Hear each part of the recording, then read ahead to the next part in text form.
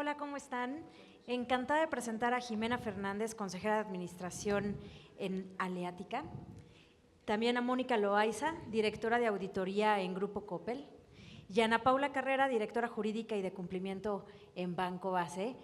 El día de hoy estamos para hablar del nuevo rol de los consejos de administración. Yo soy Daniela Clavijo, columnista de Opinión 51 y periodista. Mi primera pregunta es, quisiera explorar contigo, Jimena, ¿cuál es el simbolismo de que las empresas tengan mujeres en su consejo de administración? Claro que sí. Bueno, pues yo creo que todos estaríamos de acuerdo que el mundo ha cambiado y por tanto los desafíos y los retos son distintos. Y de ahí que los consejos de administración, que son factores claves del engranaje corporativo y para la estrategia y los resultados de una empresa, pues estén a la altura de esos cambios que se han venido dando.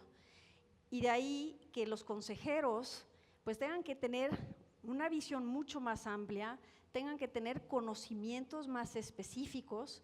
Entonces yo no veo que las mujeres no puedan participar en eso. Creo que es crucial. Las mujeres somos un factor clave para el éxito de las empresas y de los países.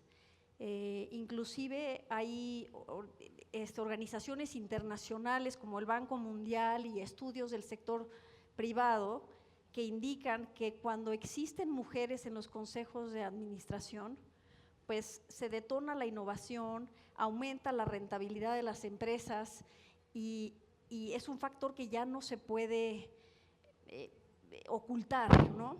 Entonces, yo te diría que estos nuevos perfiles y estos nuevos conocimientos que los consejeros tienen que tener, no nada más las mujeres, que por supuesto estamos todas en el mismo nivel, pero ahorita, hoy en día, requiere de fomentar la transformación digital,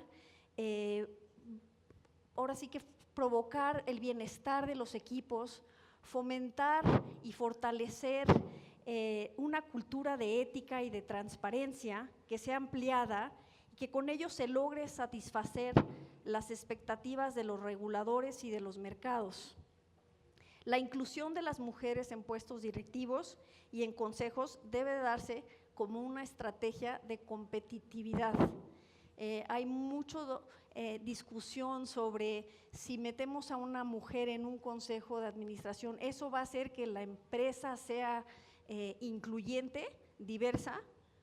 No, es muy lejos de la realidad, ¿no? El que una mujer esté en un consejo no hace a la empresa ni diversa ni incluyente. Claro. Creo que es importante entender que el 51% de la población en México somos mujeres. Claro. Y creo que para el futuro de las empresas, para su sostenibilidad a largo plazo, debería de tomarse muy en cuenta ese sector de la población.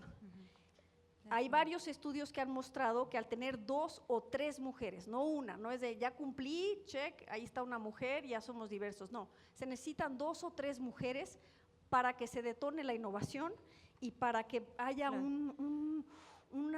para que se fomente una capacidad y un análisis de riesgo mucho más amplio que lo que normalmente veníamos haciendo. Claro, ¿no? Sin embargo, Ana Paula, a ver, ¿qué pasa cuando no tienes mujeres en un consejo? Ciertamente hay ciertos números que nos ayudan a entender que el papel o la participación de la mujer en los consejos va a detonar el negocio, pero ¿qué pasa cuando no lo tienes? ¿Pierdes de vista de pronto la mitad de la población, a la mitad del mercado, la mitad de las circunstancias o no necesariamente? Y después voy contigo, Moni. Claro que sí. Sí, sabes que creo que es muy interesante la pregunta que haces. Hace rato escuchábamos en otro de los paneles y se me quedó muy grabado el dato que en nuestro país y en Estados Unidos el 80% de las decisiones de compra las toma una mujer. Creo que en Europa es cerca del 70%, ¿no? Entonces, creo que definitivamente que en los foros donde se toman las decisiones sobre el rumbo estratégico de una organización no existan mujeres,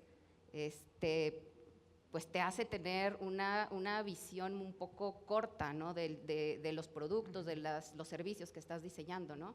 Y hay un caso bien interesante que a mí me gusta mucho, sacaron un estudio de una empresa que se dedica a hacer esos algoritmos de reconocimiento facial. Y algo que descubrieron es que cuando se trataba de hombres, sobre todo hombres blancos, la efectividad era muy alta, tenían un 0.8% de error. Pero cuando llegaron a casos de mujeres, y sobre todo mujeres de color, en particular afroamericanas, tenían cerca del 30% de error los algoritmos de reconocimiento facial. Y eso solamente habla que probablemente en el diseño de sus productos, en la toma de decisiones y en el diseño de su estrategia no había mujeres que trajeran esa perspectiva y esa realidad a la mesa, ¿no? Entonces, definitivamente creo que no tener mujeres en un consejo de administración deja fuera la perspectiva del 50% de la población y del 80% de las decisiones de compra. Bueno, y tú y yo platicábamos allá atrás que no necesariamente pasa eso, porque se trata de talento femenino, no se trata de premiar al talento. ¿Cuál es tu opinión al respecto? ¿Sí se pierde visibilidad de alguna manera? ¿Hay algunos matices? ¿Cuáles son? Mira, yo creo que sí se pierde visibilidad, pero sobre todo una perspectiva de forma de pensar. Y yo creo que en los consejos de administración donde son inclusivos, y hablo de inclusividad de todo, ¿no? De género, de edad, porque hoy ves a consejos de administración con personas con mucha experiencia, ya mayores, y perdemos hoy con esta parte que nos ha venido a cambiar la vida, ¿no? La pandemia, la innovación digital. Es más, el cliente ha cambiado y el cliente cambió antes de la pandemia. Entonces, ¿cómo nosotros en la empresa podemos conjugar esas necesidades de nuestros clientes hacia la empresa? Claro. En donde tenemos que trabajar mucho metiendo la inclusión en el consejo de administración. De acuerdo. ¿Y cuál es realmente el rol de la mujer en los consejos de administración? Diste unas cifras interesantes al inicio y hay mucha información publicada por expansión por muchos medios que dictan que el que los consejos de administración tengan mujeres, pues te da más retorno de capital, más valor agregado, y hay datos muy importantes, ¿no? 44 más de retorno de capital, 28% más de valor agregado, 55 más por ciento de margen EBIT. Pero la parte intangible, ¿qué aportación tienen las mujeres además de la data, ¿no? que está estudiada y que lo podemos leer en múltiples páginas de internet y medios de comunicación? Desde tu óptica, Jimena, ¿qué aportamos en los consejos? Porque es relevante, intangiblemente.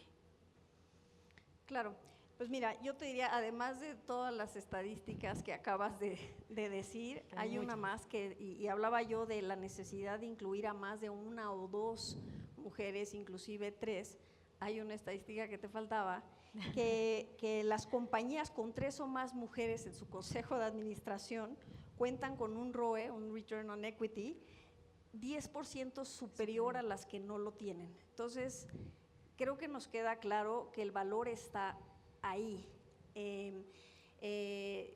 Yo les puedo decir que en Aliática, que es una empresa de transporte de nueva generación, que opera carreteras, un aeropuerto, etcétera, y opera en 7 países, acaban de crear para Aliática México un comité especializado en los temas de ASG, y son temas ESG en inglés, ¿no?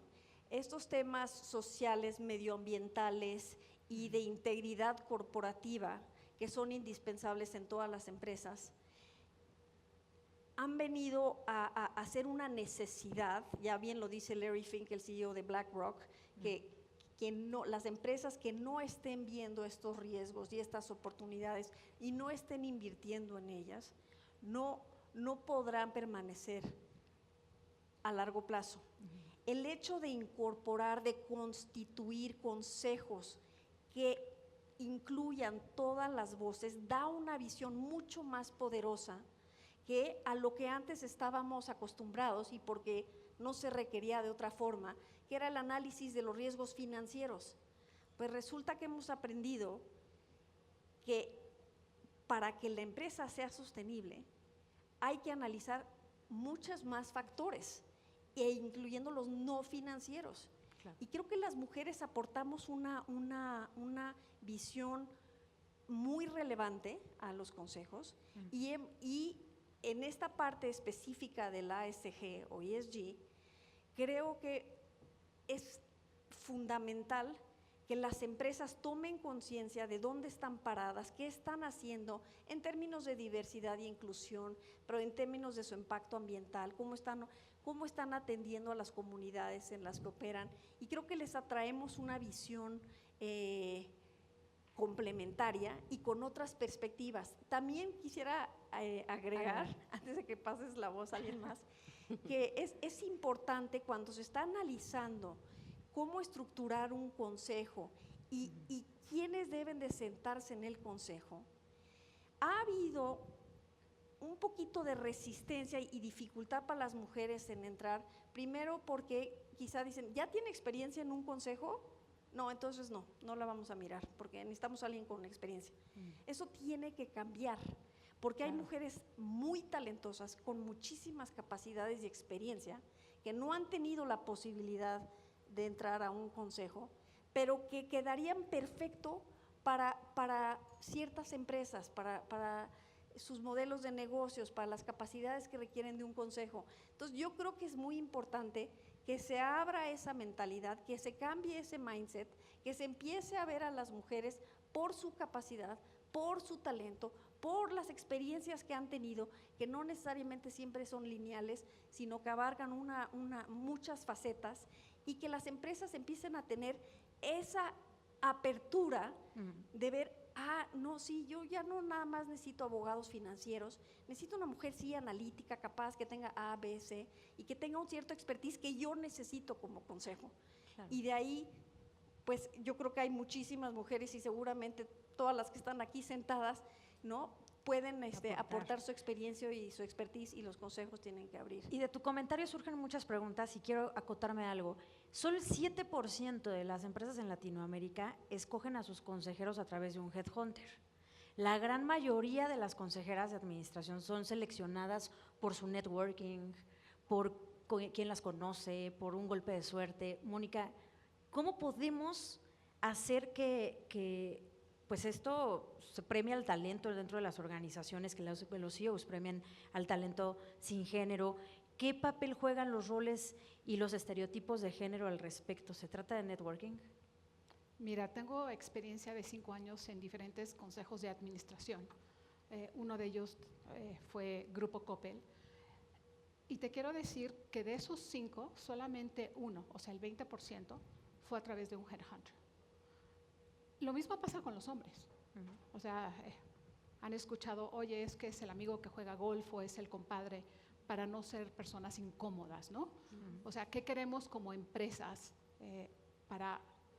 ¿Qué queremos en el perfil para un consejo de administración? Y yo te voy a poner un ejemplo en Grupo Coppel. Yo entro a Grupo Coppel, al consejo de administración con un puesto de consejero delegado para un área en específico, y me sorprendió porque es una empresa, como ustedes, familiar desde hace 80 años, que empezaron con una sola tienda, y me llevé la sorpresa de mi vida porque el 50% de las mujeres en el comité de auditoría éramos mujeres.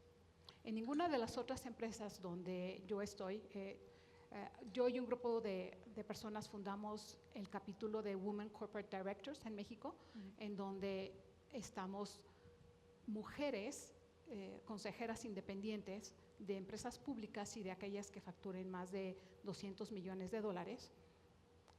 Y en general somos las únicas, ¿no? Es una mujer de 10, o sea, el 10%. Y sin embargo, llegó a Grupo Coppel, muy sorprendente, una empresa familiar que está muy casada con la equidad y la inclusión de género. Y no solamente hacia adentro de la compañía, sino también hacia sus clientes. Y tenemos programas de diversidad, de inclusión y una estrategia de financiamiento y crecimiento con el compromiso de impulsar esta diversidad. Firmamos un crédito sindicado el año pasado, en donde uno de los compromisos e indicadores de sostenibilidad es el porcentaje de mujeres. Hoy tenemos en nuestra base como el 37%, pero en la alta dirección no estamos mal, traemos un 20% con una expectativa y un plan de crecimiento de tener en la alta dirección al 30%, porque no solamente el Consejo de Administración tiene que ser diverso, sino que el Consejo de Administración tiene que impulsar que en la alta dirección, que son los que ejecutamos e implementamos iniciativas, sea también inclusivo. Si no, no hay el cambio. Claro. Nuestro compromiso es con nuestro país, con nuestra comunidad, de dar estas oportunidades de igualdad en todos los sentidos, en oportunidades de crecimiento, en oportunidades de liderazgos y quieras que no, en oportunidades también de saber lo que quieras hacer y llevarte ahí, tanto para hombres como para mujeres. De acuerdo. Y el papel de la mujer, es decir, hay data, Ana Paula, que dice que las empresas que son lideradas por las mujeres, un 33% contra 19% en términos de líderes que son hombres, tienen más presencia de mujeres. Entonces, la pregunta la quisiera partir en dos. ¿Qué tiene que hacer la mujer que ya está en la alta dirección para que sus empresas tengan más consejeras? Uno. Y dos, el cambio de mindset que decía Jimena. ¿Qué tiene que pasar y cómo podemos hacer un cambio en los líderes empresariales de este país para que vean y visualicen al talento femenino o al talento sin género dentro de sus consejos y que haya más posiciones, más allá de las cuotas que ya llegaremos ahí, pero que haya más posiciones para las mujeres que tienen talento para compartir y que pueden hacer un crecimiento dentro de las organizaciones? Dos preguntas. Pues digo, definitivamente creo que empieza desde arriba hacia abajo, ¿no? O sea, si no tienes una cabeza que genuinamente crea en la diversidad, sí, pues partes de un punto muchísimo más atrás, ¿no? Creo que a nosotros como organización algo que nos ha ayudado en el crecimiento en términos de equidad que hemos dado en los últimos 5 años es que nuestro director general y el presidente del consejo creen fundamentalmente en la diversidad y son intencionales, o sea, no nada más es un tema que se escucha bonito o que sacamos el 8 de marzo, sino que es un tema en el que trabajamos todos los días y tenemos objetivos y metas específicas, ¿no? Entonces, digamos, si partes desde ahí, creo que ya tienes gran camino ganado. Pero, ¿qué pasa cuando tienes organizaciones donde las cabezas no tienen esa visión, ¿no? Yo creo que yo lo partiría de dos formas. Uno, los números hablan, ¿no? O sea, creo que es innegable que alguien diga que no agrega valor tener mujeres en el consejo de administración o en cargos directivos si muestras números, ¿no? Datos de los que hemos estado hablando ahorita, ¿no? El gran impacto que tienen las mujeres en la generación de valor en un negocio. Otro punto que para mí es importante tiene que ver con la conciencia, porque creo que muchas veces, a pesar de los números, no se generan cambios porque tampoco hemos traído esas conversaciones a la mesa, ¿no? A veces hay que empezar desde cosas muy básicas, como empezar a hablar de esto, ¿no? O sea, ¿cuáles son los sesgos, cuáles son los prejuicios a los que nos enfrentamos, las inequidades que vivimos todos los días, dado que los roles pues, de género o familiares todavía siguen concentrados y cargados en las mujeres? Creo que hay que empezar a tener las conversaciones. Puede parecer un poco filosófico, pero yo creo que un ancla fundamental de esto es la conciencia, ¿no? Despertar la conciencia en las personas y dos, hablar con datos y números. De acuerdo. ¿Cómo hacerte visible? ¿Cómo lograr que las empresas te volteen a ver? Es decir, en tu caso particular, ¿quién te ha mentoreado? ¿Quién te ha guiado? ¿Cómo te has metido a generar un networking que te ha permitido hoy que empresas como, bueno, la empresa tan grande como la que representas en este panel, te haya volteado a ver como consejera independiente además? Entonces, ¿cómo hacerte visible? Bueno, yo creo que es muy importante estar permanentemente preparándose, constantemente preparándose, actualizando y asegurarse que su LinkedIn, sus contactos sepan todo lo que están haciendo, ¿no? Y sepan cuáles son sus intereses y demás. Sí creo que es muy importante tener acercamientos, o sea, esa parte del network, de acercarse con no sé, empresarios, amigos, colegas, ex colegas de la escuela, etcétera, que sepan cuál es su interés. Muchas veces quizá tenemos el interés, pero nadie más lo sabe. Entonces, es importante en las conversaciones ponerlo sobre la mesa y estarlo constantemente diciendo y estarse vinculando, ¿no? En los medios, en redes. Las redes de mujeres son muy importantes. Ahora lanzó el CIMAD, el centro del IPADE, de la Alta Dirección de la Mujer, una red de expertas y de consejeras donde se va a poder hacer ese vínculo de las empresas y los consejeros y los consejos que están buscando, tienen ciertas vacantes, de poder decir, sí hay mujeres porque se meten a esta red, buscan el perfil que necesito a alguien en fintech, necesito a alguien en informática, necesito a alguien, etcétera, y va a haber ese vínculo que para que no haya la excusa de es que no hay mujeres talentosas, ¿no? Porque las mujeres sí hay muchas.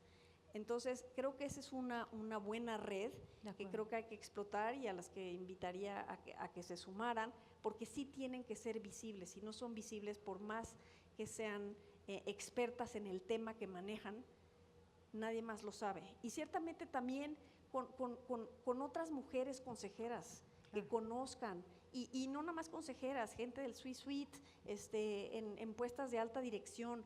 Hay que estar vinculándose, porque sí creo que, como bien decía Mónica, si bien estos procesos, en mi caso sí fue un proceso con un headhunter, pero sí siento que muchas veces es porque alguien te dijo, o a lo mejor entraste a un proceso con un headhunter, pero te dieron el tip a alguna persona, entonces esa persona te metió al proceso con la empresa de reclutación. Entonces, sí es muy importante que se estén actualizando y que constantemente estén siendo visibles con lo que están logrando, ¿no? Claro. Ana Paula, tú, al formar parte o ser secretaria de un consejo, ¿cómo haces para sumar a más mujeres? O sea, mujeres impulsando mujeres, que era parte también de mi pregunta anterior.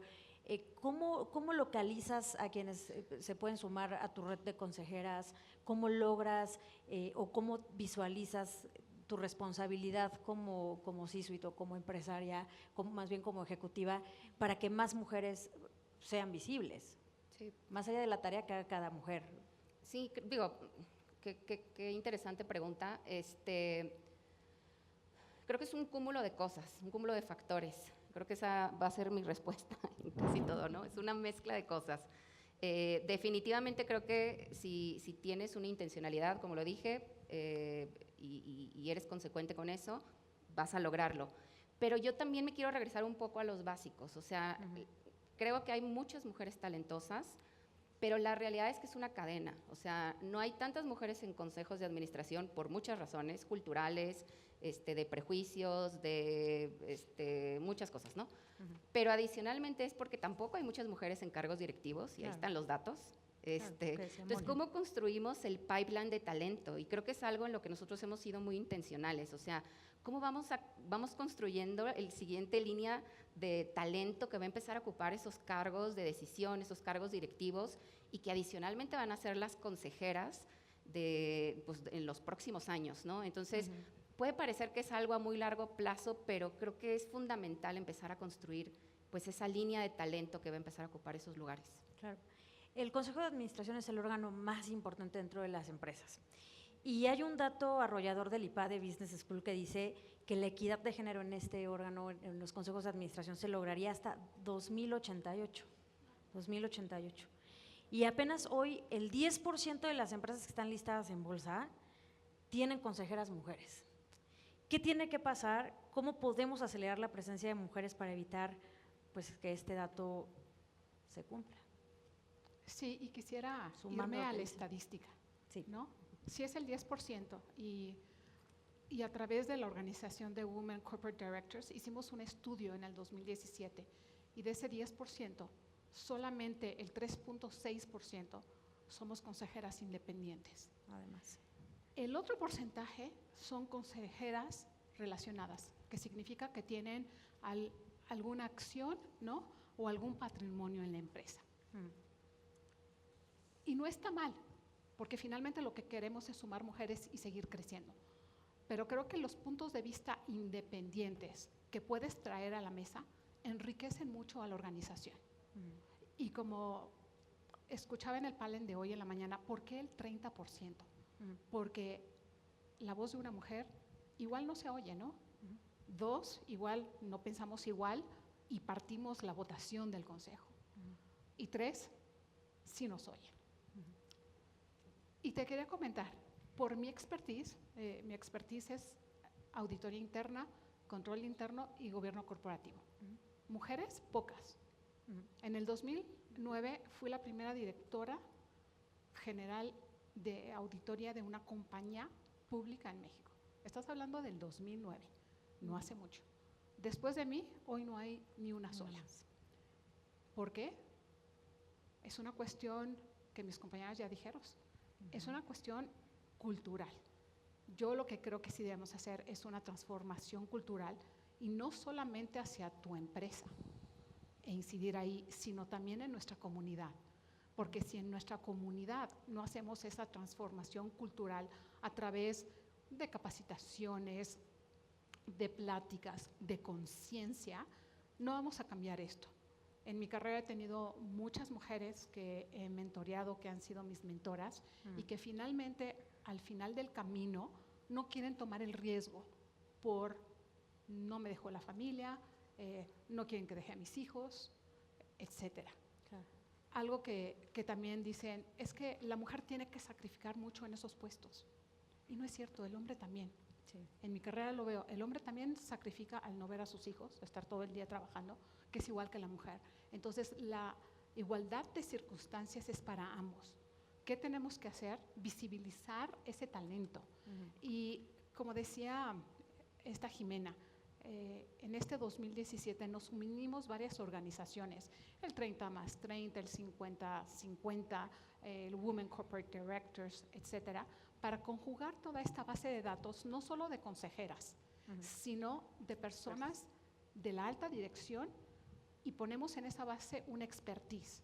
Entonces, hoy lo que hacemos, y sí, la verdad es el networking. Si yo estoy sentada en un consejo de administración o conozco a alguien que está sentado, promuevo ese talento femenino para que crezca esa empresa, para que crezca nuestro país, que se enriquezca, porque como dijeron, somos más del 50% que hacemos la compra o las decisiones. Claro. Oye, Daniela, ¿me dejas complementar? Sí, Es que por supuesto. me quedé escuchando lo que decía Mónica sobre los consejeros independientes, y ahorita que preguntabas, hacías esa pregunta y que nos da ese dato que todos hicimos así, ¿no? Hasta el 2088, creo que también parte de todo esto es, tenemos que darle movilidad a los consejos. Yo creo que es una mezcla, o sea, Claro. definitivamente para lograrlo y acortar los tiempos es una mezcla entre políticas públicas y políticas empresariales. Tenemos que darle movilidad a los consejos. En nuestro país no es un requisito que los consejeros independientes tengan rotación y movilidad. Por lo tanto, los consejos pueden permanecer estáticos por mucho tiempo. O sea, tenemos que, bueno, aparte de todo, que hace total sentido que un consejero independiente tenga un término específico, porque creo que con el tiempo pues la independencia puede llegarse a perder, también le damos movilidad a los consejos. Yo creo que esa es una de las cosas que puede ser importante para agilizarlo. Y dos, que yo sé que ahorita vas a querer tocar el tema, pero el tema de las cuotas. Es lo que te iba a decir. México, país número 49 de un 42 de un listado de 49 países. Perdón, perdí un poquito en el dato. Versus Noruega y Francia, que son países que tienen participación femenina en sus consejos de 41 y 37% respectivamente. Ellos tienen una ley nacional de cuotas de género. Entonces, ¿a qué crees que se debe esto? ¿Es un tema de cuotas? Yo creo que inicialmente sí. Y mira, te voy a poner el mismo ejemplo del consejero independiente. El tener consejeros independientes para empresas que estamos en el sector financiero o empresas públicas es un requisito. O sea, por lo menos el 35% de tu consejo tiene que ser consejeros independientes. O sea, no puedes no tener otro esquema. Oye, ¿hace lógica tener un consejero independiente a la administración en todos los consejos de administración? Sí. No sé si es algo que naturalmente se daría en nuestro país si no fuera mandatorio. Entonces, yo creo que inicialmente las cuotas son absolutamente necesarias. Okay. Y creo que eso ha impactado en países como los que mencionas, por ejemplo, en España y en otros países también empezó como recomendaciones para cierto tipo de empresas, sobre todo las empresas que tenemos cierta responsabilidad con el público inversionista, y después se empezó a evolucionar a ser mandatorio. Yo estoy completamente a favor de las cuotas. Jimé.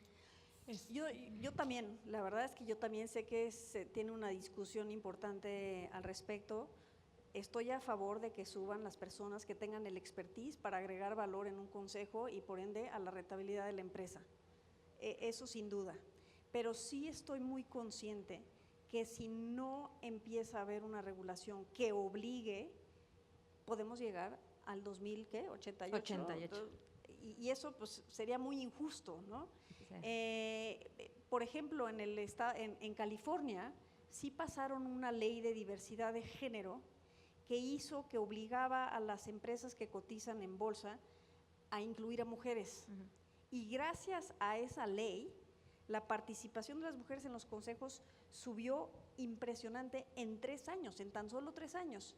Entonces, yo creo que es un incentivo a tener que hacer las cosas. Cuando tú Claro. le pones un límite o una obligación y entendida como obligación, pero ir a buscar a esas redes de expertas, ir a hacer el esfuerzo, porque es muy fácil decirle al compadre con el que juegas golf, pero si haces el esfuerzo, sí que las hay. Entonces, sí creo que es importante, así como es muy importante el tema de la medición y la transparencia. Cuando uno dice, sí, vamos a incluir una mujer y la diversidad, no. A ver, ¿qué esfuerzo real? ¿Dónde está parado tu empresa en cuanto a inclusión y en cuanto a diversidad? ¿Qué acciones concretas se están haciendo en la empresa? Ujú. Y si no se da un seguimiento específico, pues es como que dicen, no vamos a saber. Sabemos que hay una consejera. Si sabemos si abre la boca o no abre la boca, si aporta o no aporta, nadie sabe, ¿no? Se tiene que medir, se tienen que evaluar a los consejeros, se tiene que dar a conocer cuál es el esfuerzo que se está haciendo. Claro, y en México hubo una iniciativa, ¿no? Hubo diputadas que Oye, querían… Daniela, déjame ser disruptiva, perdón A que ver. te interrumpa, porque yo no estoy de acuerdo en las cuotas. Y te voy a Ok, decir por qué. ahí va contigo. Ok, perfecto, gracias. En términos de políticas públicas, justo se trató de impulsar diversas leyes Correcto. que garantizaran la paridad en los consejos de administración. Entonces, se trata de un asunto de las empresas, si es un tema que debería retomarse, estamos o no de acuerdo con las cuotas, nos quedan pocos minutos, pero quisiera explorar esto contigo porque… No te preocupes, voy a ser muy breve y muy Bien. práctica.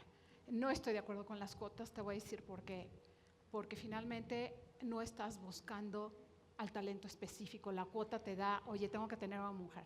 Tú tienes que buscar el mejor talento y lo que tienes que cambiar son tus procesos. Y dentro de tus procesos para llegar a tener ese talento, debes decir, el área de reclutamiento, el headhunter, me traes una paridad de género de los más talentosos.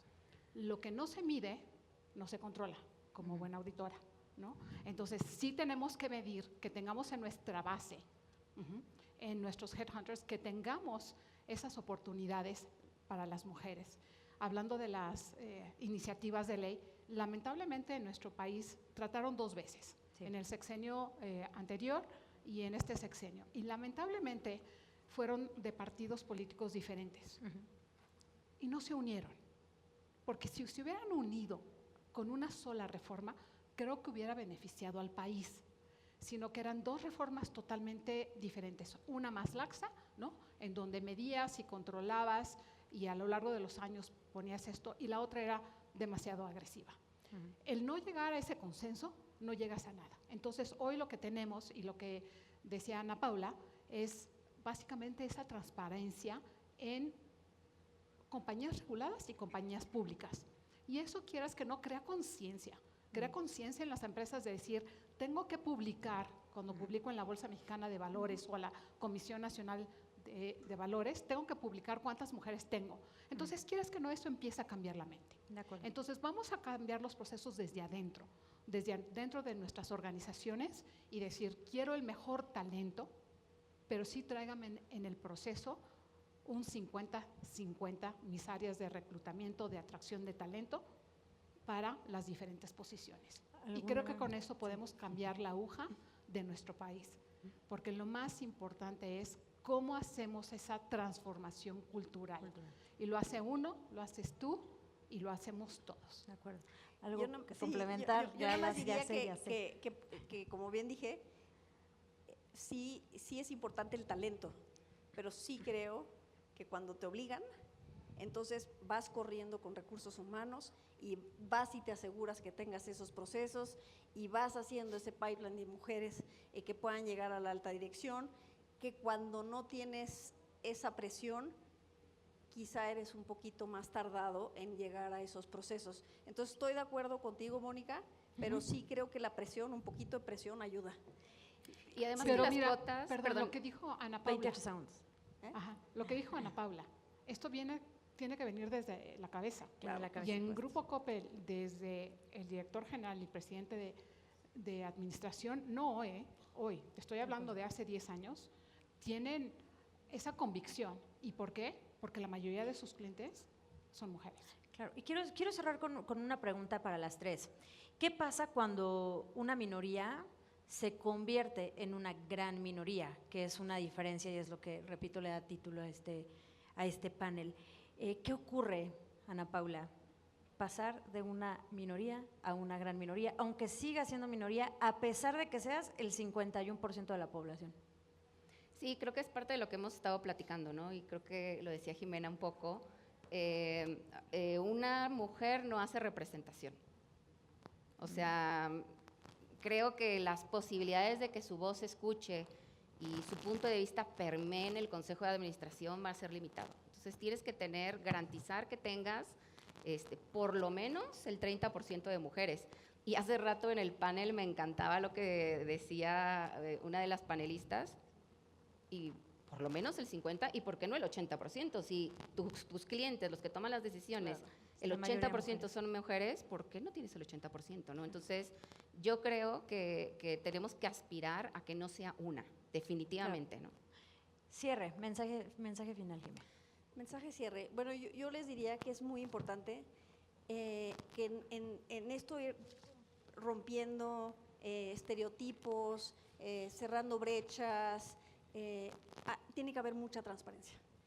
Y las empresas tienen que ser transparentes en los esfuerzos que están haciendo y no nada más en el tema de mujeres, de diversidad, de inclusión, que creo que es importante, pero hoy en día los temas de ASG son tremendamente importantes. Y si tú ves que las empresas que cotizan en bolsa, 42% no entregaron reportes de sostenibilidad, pues te cuestionas. Entonces, sí es importante ser transparentes, y parte de ser transparentes es decir, así están mis procesos, tengo tantas mujeres en mi consejo, tengo tantas mujeres en alta dirección, estoy haciendo estos esfuerzos, y medirlo y reportar al año siguiente.